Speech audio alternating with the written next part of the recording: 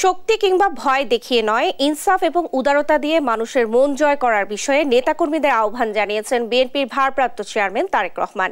দেশের গণতন্ত্রকামী জনগণকে বিএনপির ৪৬তম প্রতিষ্ঠা বার্ষিকীর শুভেচ্ছা জানিয়ে এক ভিডিও বার্তায় এই আহ্বান জানান তিনি। বর্তমান পরিবর্তিত পরিস্থিতিতে আপনাদের প্রতি আমার একান্ত অনুরোধ, অতীতে নির্যাতনের শিকার হওয়ার কারণে আপনারা কেউ দয়া করে প্রতিশোধ পরায়ণ হবেন না। কেউ দয়া করে নিজের হাতে আইন তুলে নেবেন না, বরং অন্যায় অবিচারের শিকার হলে আইনগত পদক্ষেপ নিন। তবে খেয়াল রাখবেন, কেউ যেন হয়রানিমূলক মামলা হামলার শিকার না হন।